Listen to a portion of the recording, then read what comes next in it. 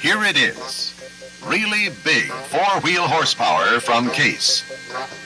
The 2870. 300 engine horsepower. 250 PTO horsepower. All at only 2,200 RPM. A truly mean machine.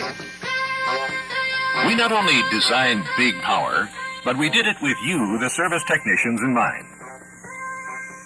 Look at this tilting hood. Snap-off side panels, all designed to let you get at things easier. We didn't stop at the hood either. Look at the cab. The blower assembly has been moved to the rear of the cab. This not only makes the blowers easier to get at, but the windshield wiper motor up front is also easier to work on.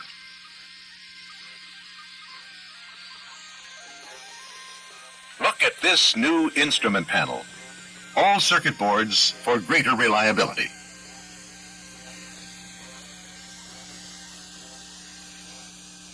And plug-ins, too, for easier removal, just in case.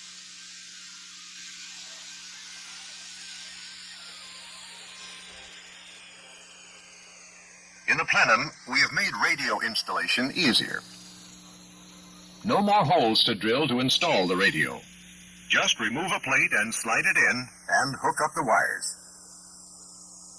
The speakers are built in and standard in all cabs, including the wiring. On tractors built after January 1977, there won't even be a need for an antenna. The cab filter box will be the antenna, with the antenna wire already installed. Let's continue our tour of the tractor, starting at the radiator. The radiator is designed to handle this horsepower. Just look at the size of it. 44-quart capacity. Next, the engine.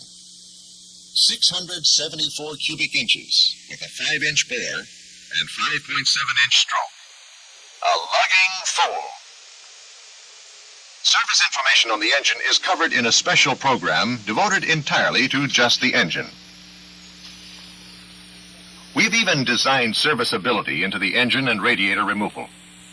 They can be removed as a unit if it becomes necessary to work on the power shift. Now that we've worked our way down to the power shift, let's take a look at some of the changes. We will point out the areas that will most affect your service procedures. We'll start with the rear bearing, which is larger, as you can see when compared to the 2670. The drive gear is also larger to handle this big horsepower and is helical cut for quietness. Look at the size of the oil distributor carrier. There are several reasons for this. First is support. The bearing in the 2870 carrier is a double row ball bearing compared to the single row used in the other four-wheel drive power shifts. Second, C2 and C3 clutches have separate lube circuits. This ensures a full flow of lube oil to the engaged clutch, regardless of the mode of the other clutch. A must with the loads this tractor can pull. Let's look at the ring gear and C2 and C3 clutches. You can see the 2870 ring gear is larger. This is because there are naturally more clutch plates required on this bigger tractor. We didn't make the C2 and C3 piston carrier any bigger, but we did spline the inner bore of the piston carrier so it could more efficiently transmit all the power to the output shaft. In the planetary, the 2870 gears are wider, and so are some bearings. Even the planetary retainer and bolts are larger in the 2870. More clutch plates have been added to the C4 clutch.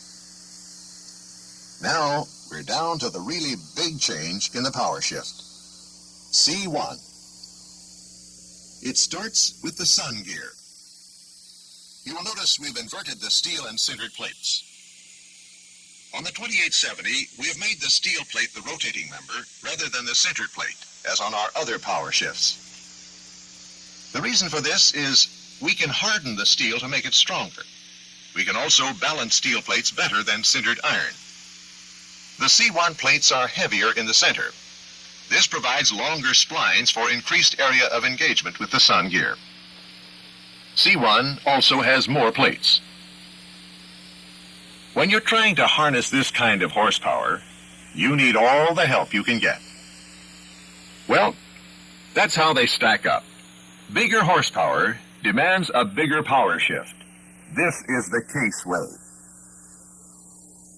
Now, let's look at the 4-speed transmission. Even the case is different. We had to change it because everything inside is larger.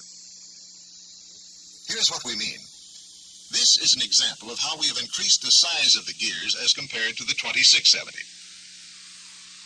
There is a bronze thrust washer between each gear on the intermediate shaft, which will ensure long life on the face of the gear hubs. The intermediate servicing procedure will be somewhat different because of the tapered roller bearings used at the ends of the shafts. These bearings will naturally require a preloading. Refer to your service manual for the exact procedure. The output shaft has also been increased in size, and the shaft has tapered roller bearings at each end. These bearings will also require preloading, as described in your service manual. This brings us down to the tractor brake. The brake is still located on the output shaft, as it was on the 2470 and 2670. The difference is that on the 2870, we're using a dry double-disc self-adjusting brake, the same reliable, easy-to-service type you've been used to on our two-wheel drive tractors. We have talked about 300 engine horsepower and a supersized transmission.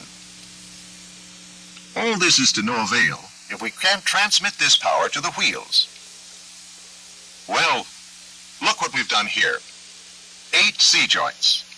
Some size when compared to the 7C used on the 2670.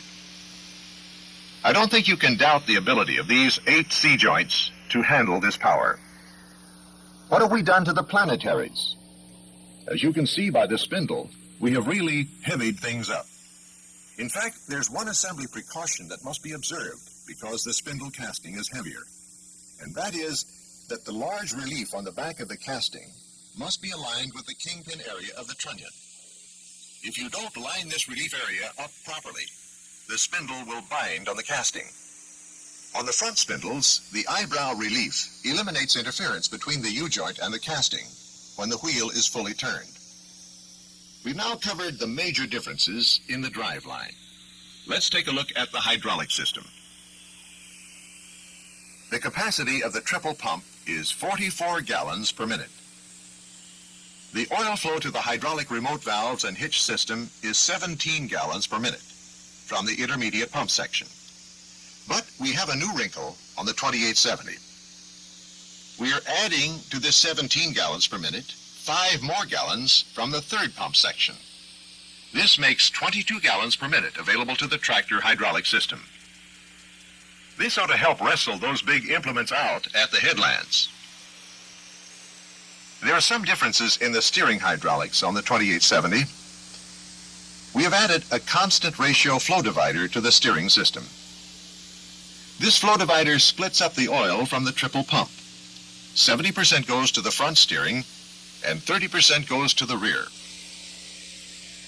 The flow divider is a simple piston-type valve with fixed orifices that always send 70% flow to the front and 30% to the rear. A feature that gives smoothness and reduced effort to the rear steering at all engine RPMs. A unique feature of this valve is that it always provides flow to the front wheel steering system. Here's how it works. Should the rear wheels be against relief, the increased pressure from the rear steering circuit moves the piston and closes off the lands to the front steering. But the oil can continue to flow through the fixed orifice between the lands to supply the front steering. After you try it, you will have to agree that steering on the 2870 is really positive and smooth. The PTO on the 2870 is different too. First, we have designed the clutch to work like the 1570 with a hydraulic-on spring-release brake. Second, in addition to the brake, You're going to need this 1 3/4 inch diameter PTO shaft to handle these big PTO loads.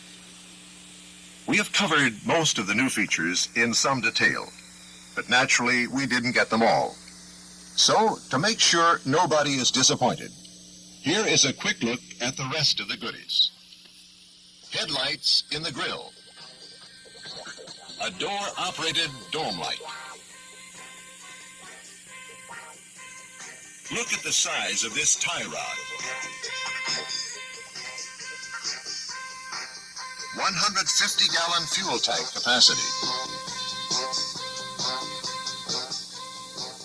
Larger cab.